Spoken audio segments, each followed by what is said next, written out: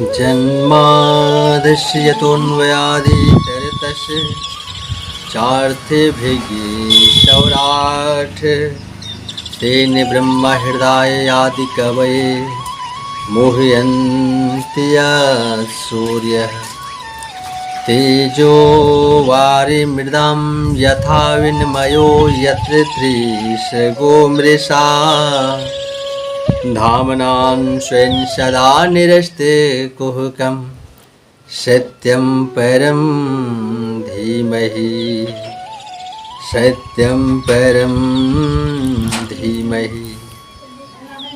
जन्मादस्य यतोऽन्वयादितरतस्य। जो कार्यों में परमेश्वर के सत स्वरूप अनुगत और असत्य से पृथक होने के कारण इस विश्व प्रपंच का उत्पत्ति, पालन और संहार होता है। जो चैतन्य स्वरूप है, स्वयं प्रकाश है, तेजो वारि मृदाम यथा विनिमयो, जिसने संकल्प मात्र से ही ब्रह्मा जी को वेदों का ज्ञान प्रदान कर दिया और जिसके संबंध में बड़ी बड़ी ऋषि मुनि भी मोहित हो जाते हैं। जैसे तेज में जल का, जल में स्थल का और स्थल में जल का प्रतीत होता है, एक दूसरे में प्रतीत होता है। अर्थात सूर्य की किरणों में जब कोई ऐसी रास्ता होती है, रोड होती है, जब हम लोग रास्ता में चलते हैं तो दूर में रोड में लगता है कि सूरज के प्रकाश से लगता है तपता हुआ जल है, ऐसा प्रतीत होता है। तो ऐसा जो भ्रम जो होती है, जब वहाँ जाते हैं तो हमें कुछ नहीं मिलती है, वो जो भ्रम होती है, यह त्रिगुणात्मक प्रतीत असत्य होने पर भी जो सत्य मालूम पड़ता है। और ऐसी माया और माया से, ऐसी तेज सदा माया और माया के कार्यों को काट देने वाला परम सत्य स्वरूप परमेश्वर को हम सब प्रणाम करते हैं, ध्यान करते हैं। और श्रीमद् भागवत के बारे में बोला जाए तो श्रीमद् भागवत कथा श्रवण करने के लिए सभी की अनुमति नहीं है। किस तरह के लोग करते हैं इस कथा को श्रवण?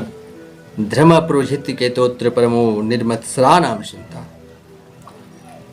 बोले मच्छर दो प्रकार की होती है।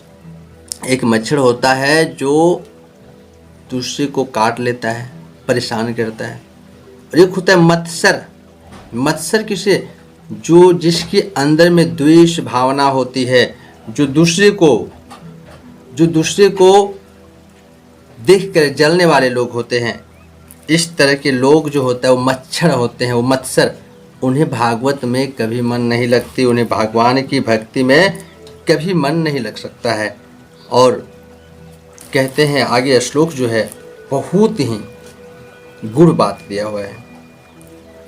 निगम कल्पतरोर्गलितं फलम सुख मुखाद मृत्यु दर्शन युक्तम पिबत भागवतम रास्माल्यम मुरहो रसिका भुवि भावुकः।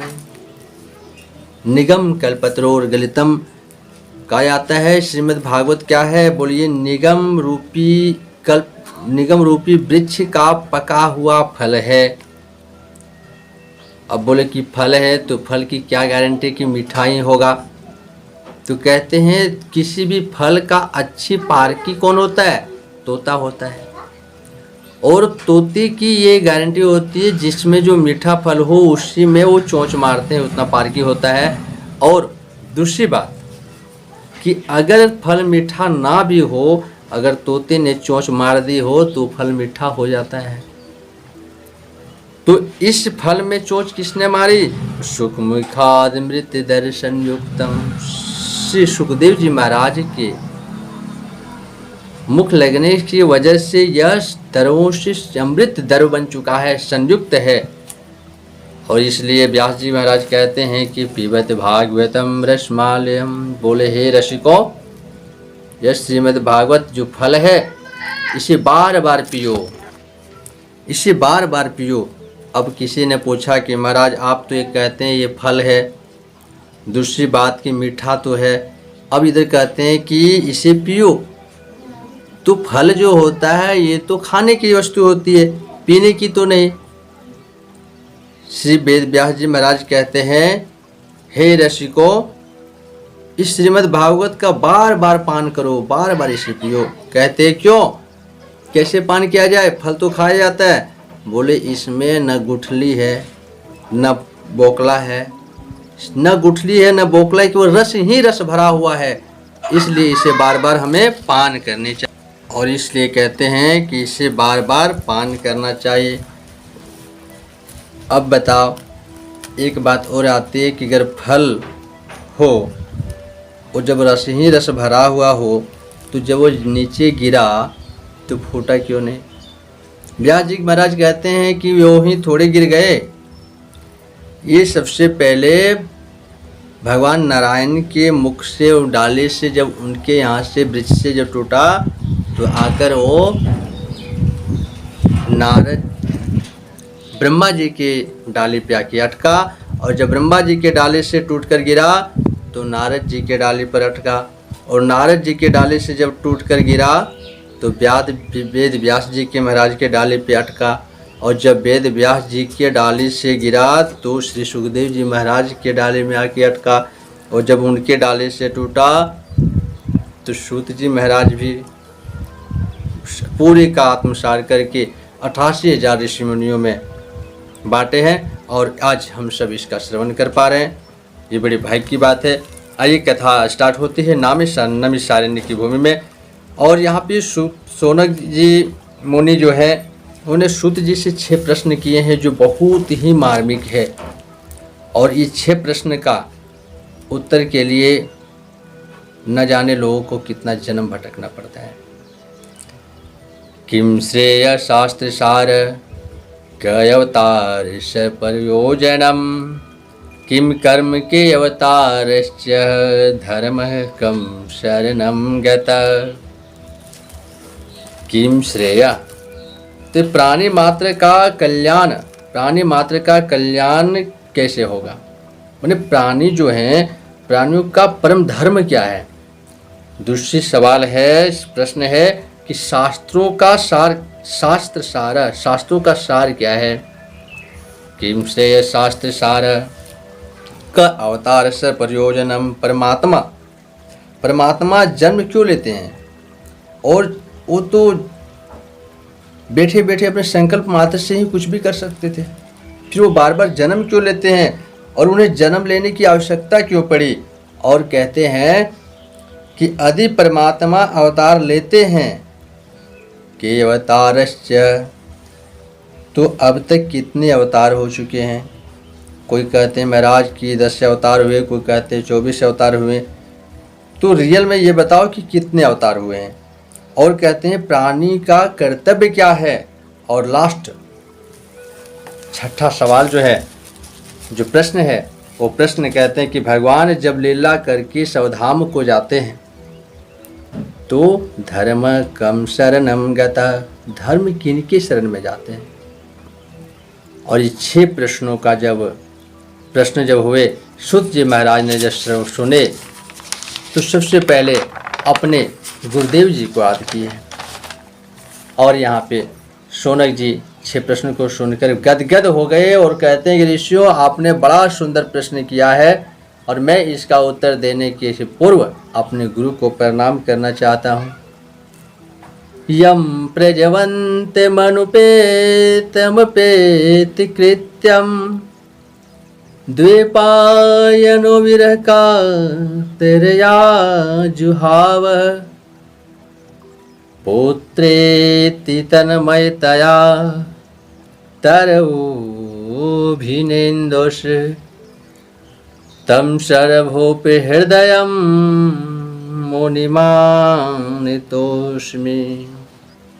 यहाँ सुखदेव जी महाराज जब जन्म लेते हैं वन की ओर चले जाते हैं।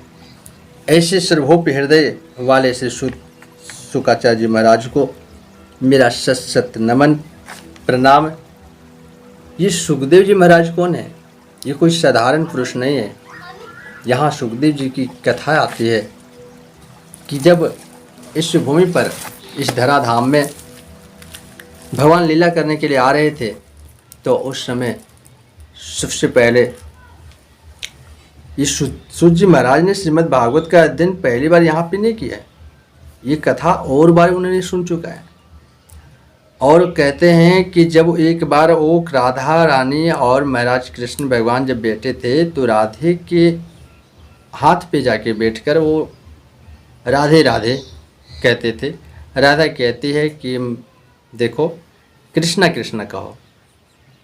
कृष्ण महाराज के हाथों में जाके उड़कर बैठता है, तोता कहता है कि कृष्णा कृष्णा कृष्ण कृष्ण। कृष्ण भगवान कहते हैं कि मैं कुछ नहीं, अगर हमें खुश करना है तो राधे राधे जपो। और तब से सुखदेव जी महाराज की राधे का नाम लेते ही उसकी समाधि आ जाती है। पूरी श्रीमद् भागवत में स्पष्ट राधा क्लियर तो कहीं बात ही नहीं करते हैं, इसलिए कि राधा नाम से ही उनकी समाधि आ जाती है।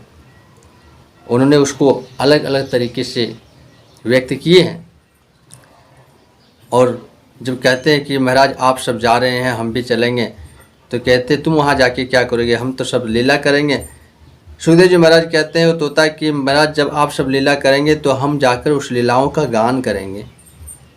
और भगवान से जिद करते हैं धराधाम में आने के लिए। एक बार कैलाश पर्वत पे मैया पार्वती बैठी हुई थी और भगवान भोलेनाथ कहीं गए हुए थे। भगवान भोलेनाथ कहीं गए हुए थे, तो उसी क्षण वहाँ पे नारायण नारायण का जाप करते हुए महाराज नारद जी पहुँच गए।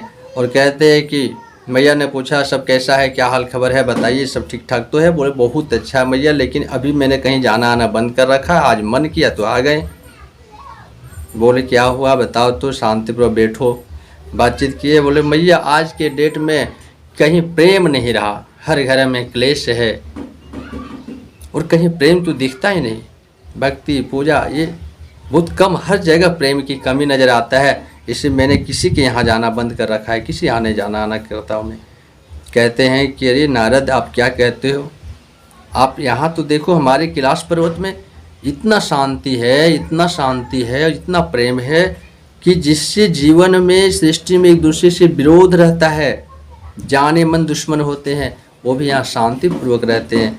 बोले कि अच्छा बताओ तो हमारा क्या है, सवारी क्या है। कहते शेर है। बोले भोलेनाथ का क्या है, बोले बैल है।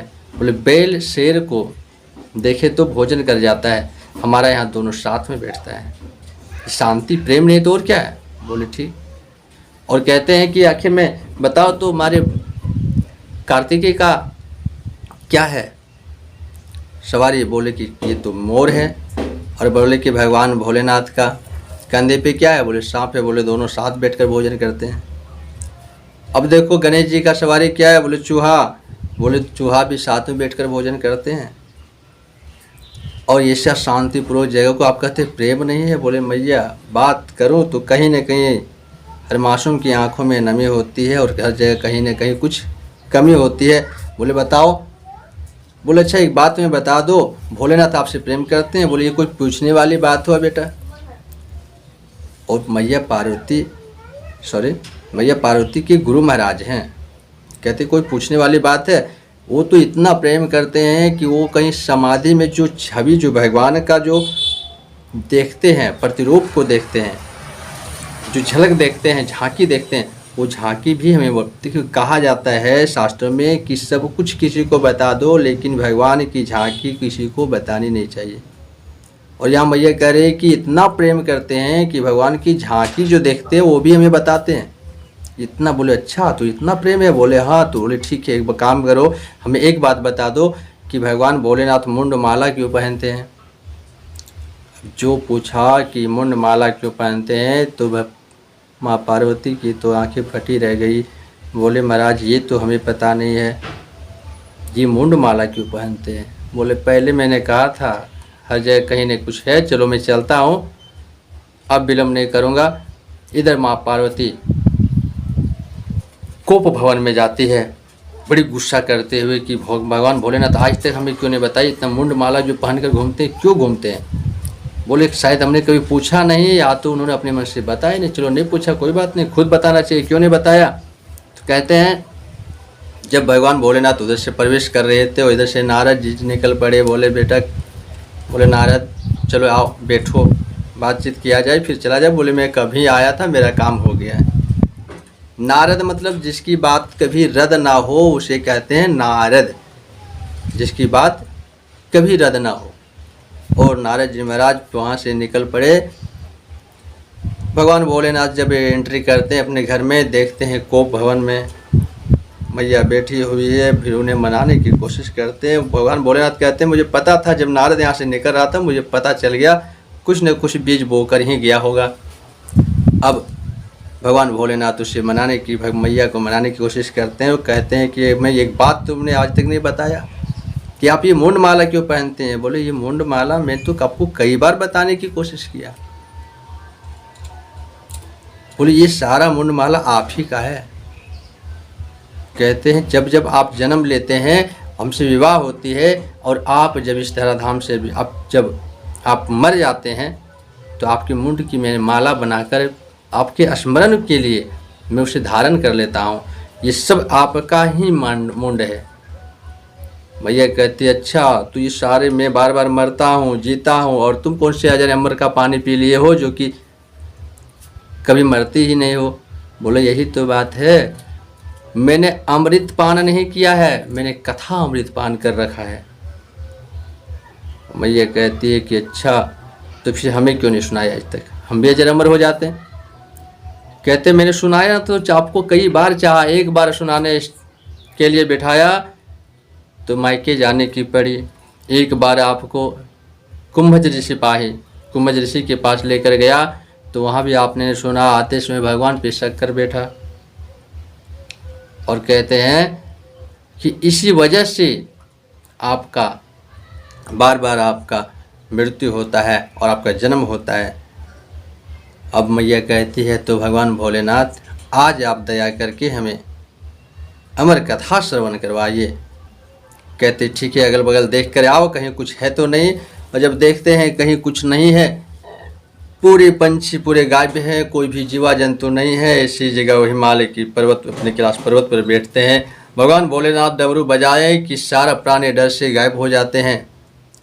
बैठकर कथा स्टार्ट होते हैं, महाआसन में बैठते हैं महाराज भोलेनाथ और आज अमर कथा स्टार्ट होती है। महाआसन में महादेव जी बैठे आसन मार, अमर कथा लगे सुनाने गोरा को त्रिपुरार की माँ को पड़ गए सोता, होकरा दे रहा तोता। भगवान भोलेनाथ कथा स्टार्ट करते हैं, मैया बैठकर सुनती है, कुछ दूर तक जाती है। कथा की ये प्रभाव है कि जिसके अंदर नींद तो आएगी ही आएगी। कथा को मन से सुना जाए तो नींद आएगी। जो मन से थोड़ी सी मन अगर इधर उधर हुआ तो कथा की प्रभाव है कि उसको नींद आएगी। और माँ को लगी झपकी कि सो गई। भगवान भोलेनाथ जो लगाए हो जोर से जैसे लगाए तो उसकी माँ का नींद खुला। उसी बीच में उससे पहले भगवान भोलेनाथ बोले थे कि बीच बीच में होकरा देना, हाँ हाँ की आवाज़ देना, तो हम समझेंगे आप कथा सुने। क्योंकि कथा सुनाते समय तुम समाधि में भी चले जा सकते हैं। और हाँ हाँ की आवाज़ देना है, हूँ की आवाज़ देना है। जब माँ को नींद आई तो हूँ बंद हो गया। बगल में पड़ा हुआ था कि अंडा, वो अंडे से निकला जब बच्चा तोता सा, छोटा सा तोता निकला, सामने बैठ गए। वो भी कथा पूरी का पूरा श्रवण कर चुके थे। जब देखे कि माँ का होकरा देना बंद तो सोचे कहीं कथा बीच में ना हो जाए बंद, तो इसने पीछे से आकर बैठ गए और पूरा कॉपी कर स्टार्ट किए। जैसी माँ की आवाज़ थी उसी आवाज़ में हूँ की आवाज़ देने लगे। भगवान भोलेनाथ समझे कि कथा तो सुन रहे हैं, हम सुना रहे हैं। पूरी कथा हुई पूरी। माँ को जब झपकी खोली, भगवान भोलेनाथ कहते हैं पूरी अमर कथा मैंने आपको श्रवण करा दिया, भगवान की इसमें कृपा हुई आज आप पर। कहते कथा पूरी हो गई? अरे अभी तो स्टार्ट हुआ था कथा, पूरी कैसे हो गई? कहते हैं आप सो गए थे क्या? कहते नहीं भोलेनाथ, हमें तो थोड़ी सी झपकी आ गई थी। बोले अच्छा तू झपकी आई, फिर कथा किसने सुना? क्योंकि होकरा तो हमें मिल रहा था, किसी ने कथा से वो जरूर सुन रखा है। और देखो अभी किसने कथा सुनी है, ये अमर कथा है, जिसने सुन लिया वो अमर हो जाएगा। और ऐसा कोई प्राणी अगर हो गया, ऐसा होना नहीं चाहिए। भगवान भोलेनाथ माँ पार्वती को ढूंढता है, खोजते हैं, पीछे बैठा देखता है जैसे तोता बैठकर होकरा दे। बोले इसी ने सुना। तोता महाकाल का विकराल रूप और क्रोध को देखा, तोता भाग पड़े। कितना सुंदर दृश्य है। भगवान भोलेनाथ त्रिशूल उठाए और उसके पीछे पीछे भाग रहे हैं। आगे आगे तोता प्राण लिए भागते फिर रहे हैं और पीछे से कालों के काल महाकाल त्रिशूल उठाकर उसके पीछे दौड़ते हैं। और जब त्रिशूल लेकर उसके पीछे दौड़ते हैं, तोता भागता हुआ हिमालय पर्वत से, कैलाश पर्वत से नीचे उतरे। वहाँ व्यास जी की कुटिया थी। व्यास जी की पत्नी बाहर निकलकर बैठी हुई थी, स्नान करके अच्छे श्रृंगार करके बैठी हुई थी। और जो तोता उधर से भागे पीछे पीछे आ ही रहे थे, इसको आई जमाई जैसे कि तोता अंदर से सूक्ष्म रूप से प्रवेश कर गया। भगवान भोलेनाथ ने देखा कहाँ गायब हो गया। बोले इसी घर में घुसा है। पहरेदार की तरह बाहर में त्रिशूल गाड़ कर खड़े हो गए कि निकल, तू कब निकलता है? तुम्हें बिना मृत्यु दंड दिए तुम्हें जा नहीं सकता, तूने छुप कर अमर कथा सुन रखा है। व्यास जी महाराज उधर से आते हैं, देखते हैं भोलेनाथ को, लरी यहो भाग्य हमारे, खुद शंकर मेरे द्वार पधारे। आकर प्रणाम करते हैं कि महाराज आपका क्या सेवा करो। बड़ी प्रसन्न की बात है, हमारे पुण्य सारा पुण्य सफल हो गया, आज खुद आप चलकर मेरे द्वार पधार गए हैं। भगवान भोलेनाथ गुस्से में कहते हैं कि मैं आपको यहाँ पूजा करवाने के लिए नहीं आया। बोले तो फिर? बोले आपके यहाँ मेरा चोर छुपा हुआ है और इस चोर को मैं मृत्यु दंड न दे दूं तब तक वापस नहीं जा सकता। बोले मेरे घर में चोर और आपके कैलाश में चोरी? बोला हाँ। बोले अच्छा, आपके यहाँ तो कोई सोने चांदी की है ही नहीं, भला वहाँ कौन चोरी करने जाए? अच्छा पहनते क्या? नागेंद्र हाय त्रिलोचनाय। बोली सांप की चोरी? आपका हार क्या है? नागराज की चोरी कौन करने जाए भला? और क्या रहते हैं? भांग धोतरी, कौन चोरी करेगा भला?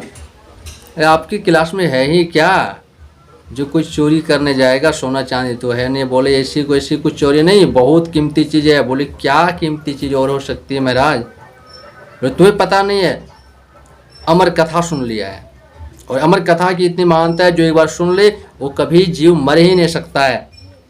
भगवान वेद व्यास जी महाराज कहते हैं कि महाराज अब आप ही बताइए भोलेनाथ, कालों के काल महाकाल आप हैं, आप चाहे तो कुछ भी कर सकते हैं, लेकिन जब ऐसी विधान है कि अमर कथा जिसने एक बार सुन ली वो कभी मर ही नहीं सकता है, जब उसने सुन ही लिया है अब वो मर सकता ही नहीं, तो आप क्यों अपने आप को समय बर्बाद कर रहे हैं महाराज?